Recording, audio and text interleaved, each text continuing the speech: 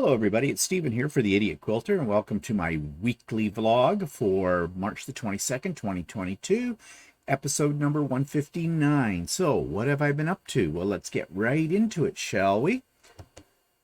So, I made this for my front door of my house in support of the Ukrainian people who, as we all know, are going through something absolutely unfathomable and terrifying and a disaster, a crisis, everything else you could think. So, everybody right now is trying to show their support in one way or another for the Ukrainian people. This was a free pattern from Pat Sloan, who's one of the quilting world's well-known personalities. And I downloaded it last week and put it all together. And I'm really happy with the way it turned out. And it's now on my front door. And as you can see, I did some ruler foot quilting on this. And I think it turned out pretty good. I'm getting better at ruler foot quilting. Albeit I am using straight lines, as you can see. Here's another closer up shot of what that quilting looks like. And I just did sort of a spiral inside each one of these shapes. Yeah, I think it turned out pretty good. Oh, there's a thread I need to trim on there. Okay. I probably did trim it after I finished it up. But anyways, I'm very proud of how this turned out, and I think it looks quite good on my front door, and it's going to sit on my front door until Ukraine is out of this crisis, and hopefully it will be very, very soon. Okay, so have some coffee. What else? Well, we have been working on our Scrappy Skirts. They're the part of our costumes for the upcoming retreat we're going to, sponsored by Ultimate Sewing, our local quilt store. And of course, Walter and I, as you know, are part of the entertainment and the program facilitators. And how we got involved in that, I'll never know, but we are. So our kissing cousins are making an appearance, Matilda, a Mudslinger, and Gladass Happy Bum.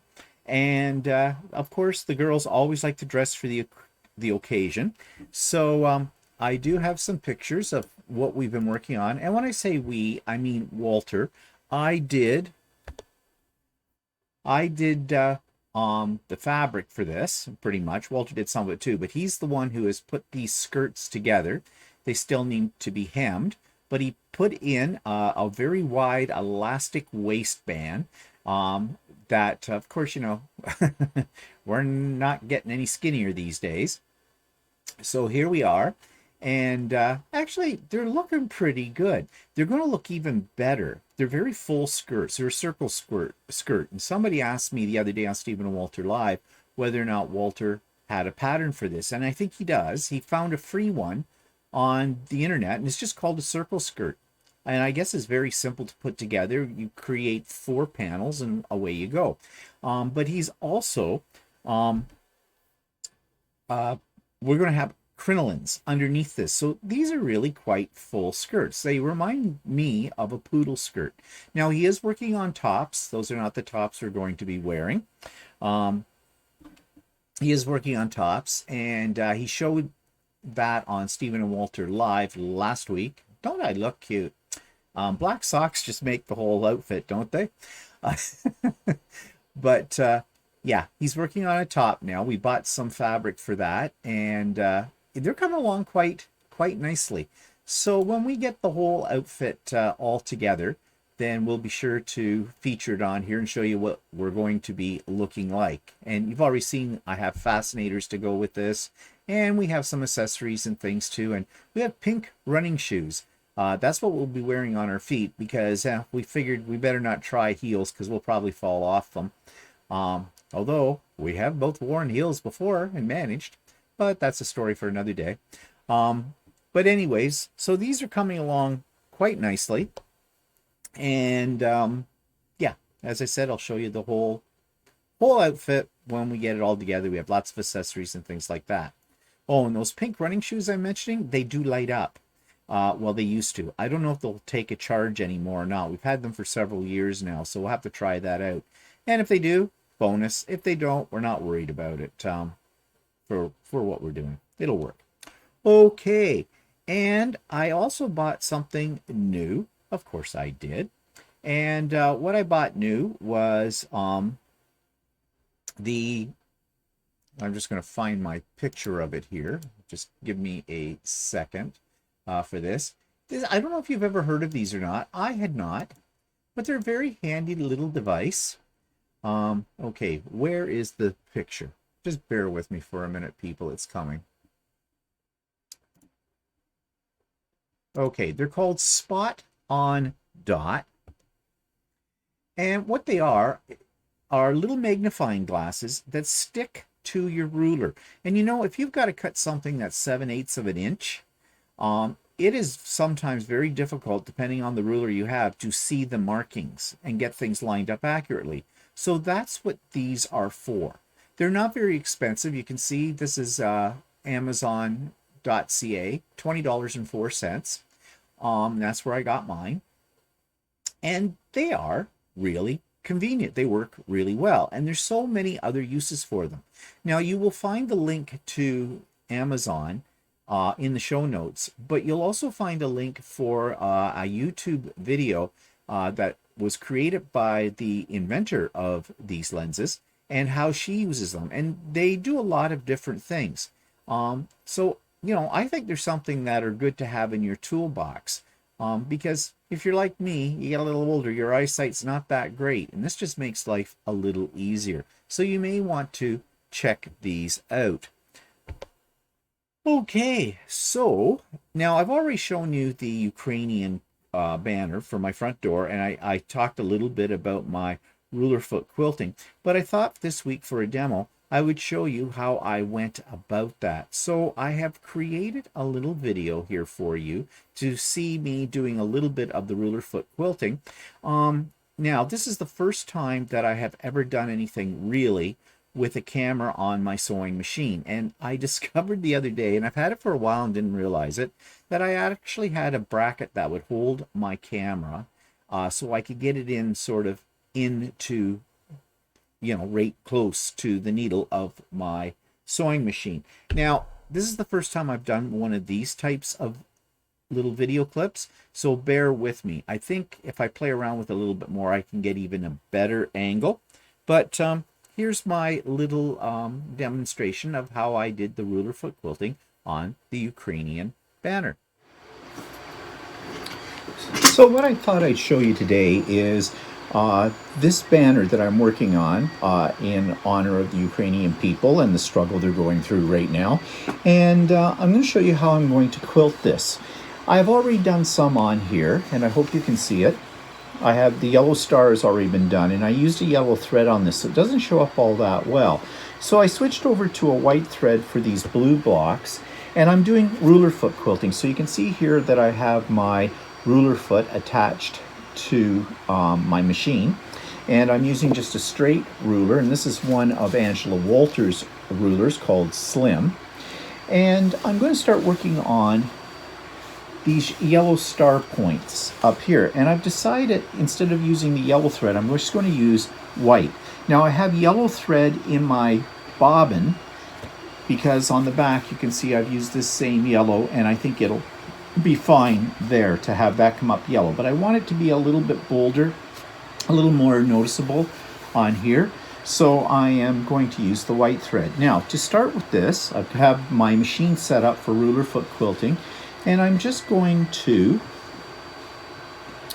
get my needle situated up here at the top. And what I want to do first of all is I want to outline this triangle by doing a little bit of stitch in the ditch. So I'm just going to lower my foot here and get my needle in place. And I'm going to pull my thread up.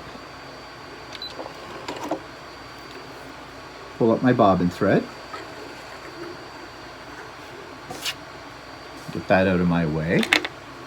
And now realign this so I get it right at the point. Put my needle down. And now I'm just going to do stitch in the ditch using my ruler to guide me here.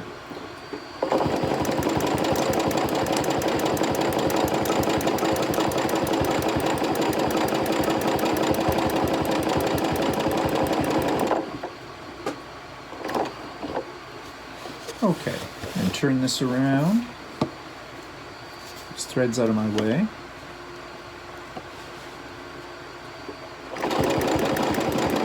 Now this is, I do not have a stitch regulator on this sewing machine. Most domestic sewing machines do not have stitch regulators.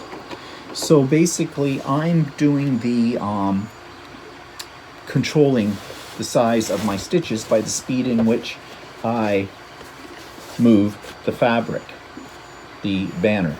That was out of my way. And I've done this a fair number of times. Each time I get a little bit better with it.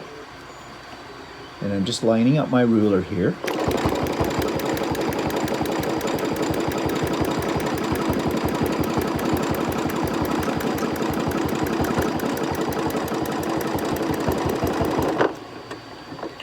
Now the reason I'm doing stitch in the ditch for this particular piece is just to anchor the layers of my quilt together for the quilting I'm going to do inside. And now I went a little far over here, so I need to backtrack. Actually, no, I don't need to. If I turn, sorry, that probably got in the way of the shot. If I turn my fabric a little bit, and I'm not quite to the point, so get there. I'm just going to come down about 1/4 of an inch, and I'm using my ruler foot edge as my guide, because to this edge of the ruler foot from my needle is 1/4 of an inch. So I'm using that as my guide.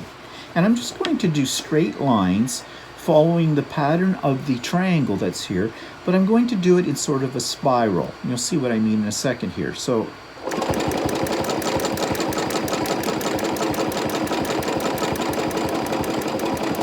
now I'm going to stop just 1/4 of an inch, or at the edge of my foot from this line. Spin the fabric around. You probably disappeared there for a second because I got the fabric there. So I'm about 1/4 of an inch away from this line. And we're just going to do a straight line again. Stopping with the foot at the edge. And another straight line. And this time I'm stopping at the stitch line that's running here. Turn my fabric, or my banner, and I'm just going to continue in this fashion, this sort of spirally effect.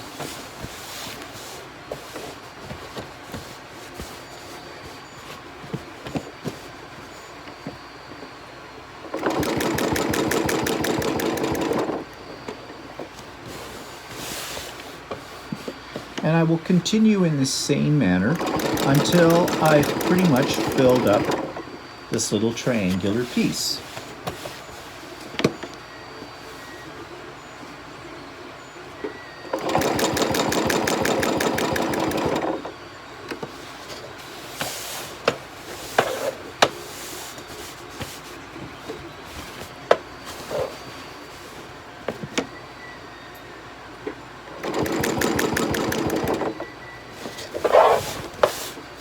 And I'm almost there.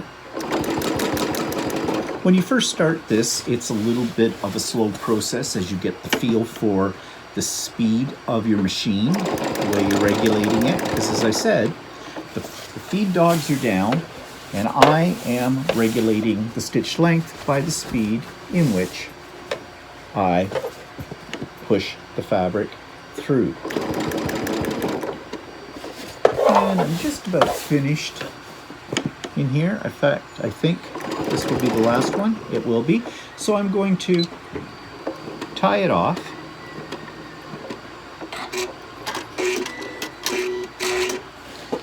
And just trim some of the threads off of here.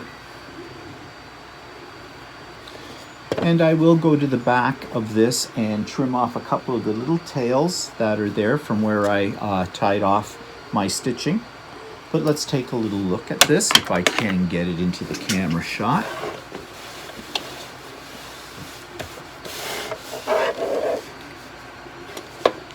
So I hope you can see that, but there it is, all quilted. And I did use the white thread, so it doesn't pop out majorly here but it does show up better than the yellow does, and that's what I wanted. And so that's how I'm going to do the rest of these points on the star. And I'm going to use the white thread in the white areas, and I'm going to use my white thread in these blue areas. So I'm going to do essentially the same thing. I'm just going to follow the outlines and spiral into the inside. So that's how I'm doing some very simple ruler foot quilting with this particular project. So that takes us to another subscriber's quilt, and this is by Alan Holshabach, and I'm not sure if I'm saying your name right or not, Ellen, and I do apologize for that. But here's my look at her beautiful creation. This week's subscriber's quilt is from Ellen Holshabach. I think I've said that completely wrong. Holshabach. Sorry, Ellen, if I pronounced your last name incorrectly, which I'm pretty sure that I did. But anyways, thank you for sending this, because this is really quite cute. She says, I made this baby quilt for my nephew and his wife to welcome their new baby in a few short months. The design comes from Designs by Juju, and they are called roly-poly elephants. I used a charm pack called Bubbles. And let's take a little closer look at this, because obviously, this is a applique quilt. So we can see the various elephants that are on here. They're very cute. Very cute. And Ellen has done them all in different types of fun print fabrics, as we can see. It is a simple quilt, but I think as such, the way she is, or the fabric she's used for both the elephants and for the sashing, makes it very playful, very whimsical. I think very appropriate for a baby. And let's just take a look at her quilting here. And it looks like she did a free motion stippling pattern as well. Very nicely done. And it does help to push the appliques more into the foreground of the quilt itself, which is very, very nice. And it's a crib size quilt. I am sure that her nephew and niece and the baby to come are really going to enjoy this. And this will be something, hopefully, that as the baby gets older in years, will keep as, as a reminder of their aunt. So the YouTube channel of the week is one by a young fellow. I've mentioned this on Stephen and Walter Live. Someone put me on to Tucker. His name is Tucker, and it's called Tucker Sewing and Quilting. Tucker, I think, is 16 years old, and he does absolutely beautiful long arm quilting. And I think he has a little business that he does as well with this, but his stuff is so professional looking. It's just hard to believe that this is just a young fellow doing something that looks like somebody that's been doing it for decades. So here's what I'm talking about. This week's YouTube channel is called Tucker Sewing and Quilting, and this is an amazing YouTube channel because of the age of the maker. This young fellow's name is Tucker, and he is about 16 years old, and he's been quilting for at least a couple of years, if not longer than that. And he is a phenomenal free motion quilter. He does have a long arm, but you need to check this out because it'll blow your mind. In fact, it'll make you a little upset when you look at your own free motion quilting and compare it to what Tucker at such a young age has been doing. It is so professional.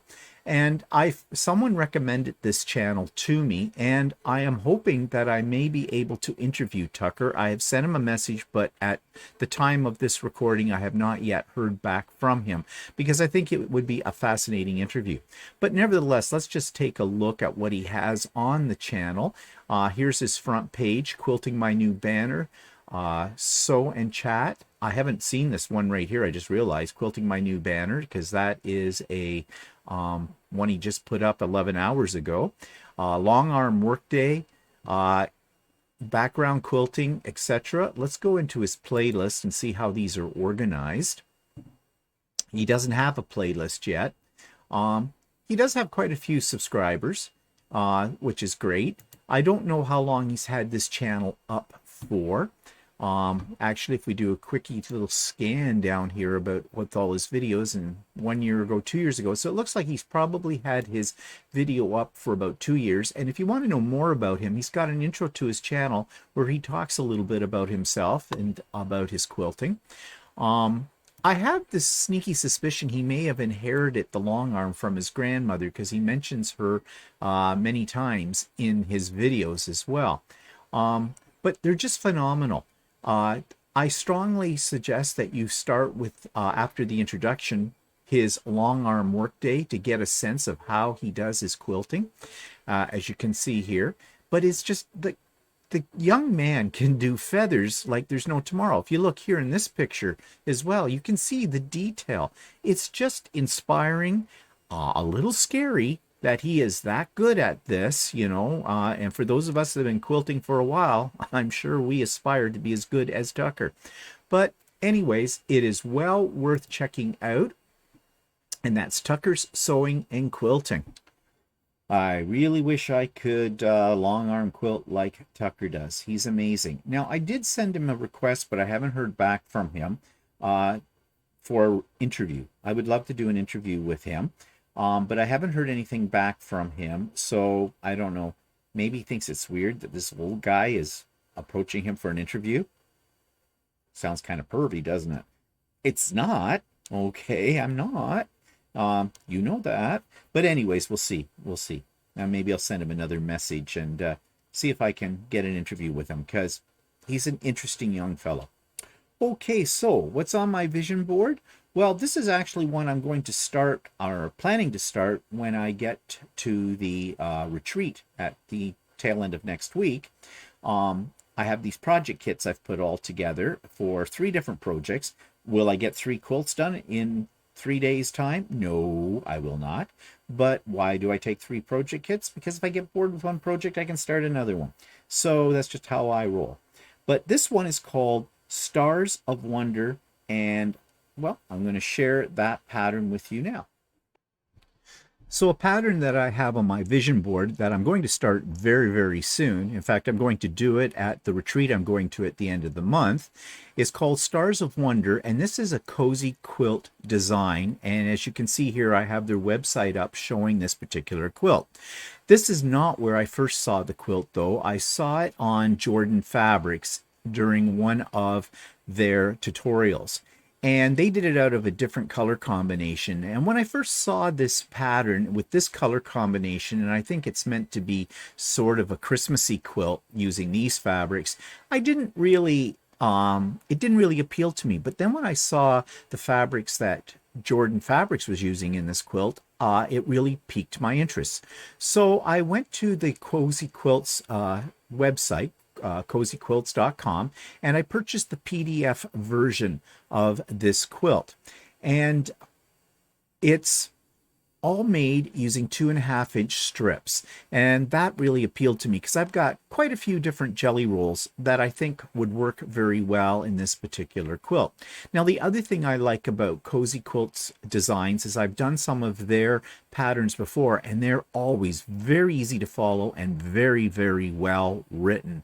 And if you remember, lately I've been having some problems with certain patterns in the way that they have been written, but not with Cozy Quilts. I've yet to make one of their quilts from a pattern that did not work out. They're all very, very good. Not only that, but if you go to their website and you buy one of their patterns there, they often have a tutorial as well for those. However, Jordan Fabrics does a lot of cozy quilt design patterns, and they put up a lot of tutorial videos as well. So in other words, there's lots of resources to help you out with something like this. But I think this is going to be a great quilt. And it's going to be a great one to take to the retreat with me because it's made with strips. I'll just cut everything up before I go, and it'll be ready to go. And who knows, maybe I can actually get it done over the course of the days of the retreat. We shall see. So I think that's going to be a really fun quilt to make. All right, so this week I do not have an interview again for you. Sorry. So you're going to have to listen to me if you do listen to me. So it's a musing again, and I just got my inheritance, And you know, if you've been a regular follower, that I have been trying to clean up my mother's estate. It is now cleaned up, and I got my share of the inheritance and got my brother and sister share to them as well. And of course, that money is now burning a hole in my pocket. And yesterday on my vlog, I discussed what I'm going to do with some of the money. But in the meantime, I got thinking about this. You know, I've never had a sum of money this large. Now, I'm not talking millions here, so, get off the track on that one. Don't be coming out of the woodwork and pretending you're a long-lost relative, because it's not going to do any good. But, you get a large sum of money unexpectedly in your hands, and the first thing you want to do is go shopping. Yeah. But is that the best way to approach it? On the other hand, if you're one of those kind of people that's a saver, and I tend to be kind of a saver as well, you take that money and you chuck it away for a rainy day, and a rainy day never comes, and the next thing you know, you're dead and your money's going off to some long distant relative. So I don't know. They say you can't take it with you, but my plans are a little different with that. So I have put together a little musing about how I approach a sudden windfall of money. And that's the link for that is in the show notes below. And again, I need interviews, people. You know the thing. If you're brand new to my channel, my interviews, check them out. The Idiot Quilter Presents interviews. They're in my playlists on my channel. Check them out. And if you think maybe you'd like to be interviewed by me, and remember, I only want to interview ordinary, everyday people, makers, okay? It's open to all people who are creators or makers, not just quilters, sewers, crocheters, knitters, paper crafters, scrapbookers, art journaling, painters, whatever. I would love to interview you about your creative journey. So, don't be afraid. Drop me a line, an email, and I'll set it up with you. And I promise I won't bite. Okay, and I've said this week after week after week. I'm hoping to wear you down so you'll give me your name and contact information and I can interview you. All right, so that takes me to one of my quilts. This is more of a wall hanging and my critique of it. The quilt of my own that I want to critique this week is one I call Distressed Trees. And this is basically an art style quilt, more of a wall hanging. It's very small, but this is one I could never wash because of the process that I use to create those panels inside the attic windows. I call it Distressed Trees because that's exactly what it is. I went into my printer and I took some of my backgrounds that I've created in my art journal books that I scanned into the computer, and I layered these pictures, which I found from images on Google, and I just printed them onto a piece of stabilizer. Actually a piece of cutaway stabilizer. Cutaway, or no, it was tearaway. Tearaway, I believe. In my printer. I trimmed them to size and then created them or put them together in this attic window style wall hanging. I think it turned out really great. And as you can see, I have butterflies in the background as well. And the color scheme that I used when I printed these pictures out, I tried to pick up in the fabric that I used in the wide border, which is also butterfly fabric. I did quilt it, and I quilted. It's hard to see it in this picture. I'll see if I can blow it up. But each of these panels are also quilted as well. I think I quilted it. Maybe I didn't. Yeah, I don't. Yes, I did. Yes, I did. There are some lines up in here. Well, no, maybe I didn't. Okay, I'm very confused. I could go into the other room and take a closer look at it, but I don't think I quilted this part of it because I didn't want to take away from the effect of the layered prints that I put together. But I did quilt some walking foot quilting, some squiggly lines and some straight lines in the border pieces and the sashing as well. And this hangs in my rec room. It's just a small piece, but it's more or less the unique way that I made it. Just really, you're bordering now into the art quilt world when you do something like this, but it's also mixed media because of the mediums that I used in this: fabric and stabilizer, etc. So anyways, I think this one turned out quite nice, and it looks really nice on my wall in my rec room. And for our last little segment here, I have another fabric store online, a quilt store online that I'm reviewing. Again, this is one I have never been to, and I've never ordered anything from them. So as you know, it's my first impression based upon their website. And this one's called Cindy's Threadworks. And as you might suspect, they sort of specialize in thread. I believe they're located close to Ottawa, Ontario, Canada. And well, here's my review. This week's online quilt store is called Cindy's Threadworks. And this is the front page, as you can see. I've never been to this store, and I'm not even sure where it's located. So let's go up to About and just see if we get a sense of where they are located and whether or not they have a brick and mortar store. She's in the Pacific Northwest, so that would suggest she's probably out in BC. And I'm just skimming through here and taking a look. And I'm still not sure where she's located. So let's go up here and look at Contact Us and see if we have an address or something. Or they're on Vancouver Island, BC. Okay. And do they have online sales only? Okay, so they don't have a post or a brick and mortar store. They're an online store only. Okay, let's go back to that home page and just check this out to get an impression of what they have. So they sell superior thread. They look like they have scissors, notions, pattern kits, books, applique essentials, Aurifil, new products.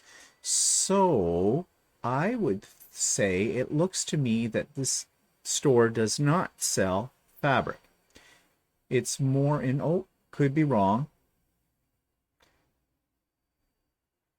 Oh, well, she's got a video showing. It looks like possibly she does have a store. Let's just click on the video for a second. Let's see. Hi, I'm Cindy with Cindy's Threadworks, your online thread and fabric candy shop that stocks threads, notions, tools, patterns, and more. I'm best known as your thread enabler for superior and Aurifil threads and Presencia Pearl cottons. But today I'm showcasing our versatile Gelato Ombre collection from Maywood Studios. Notice there are 28, but today let me show you some hot summer samplers from the... Okay, so it almost suggests with that video that she does actually have a store, but that could be in her home.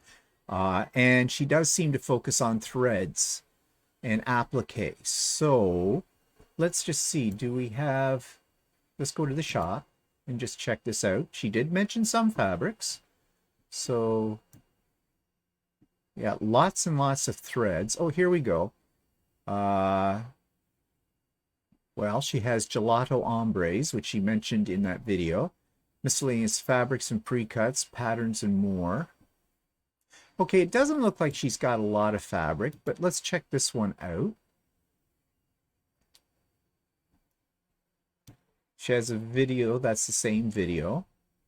Oh, here we go.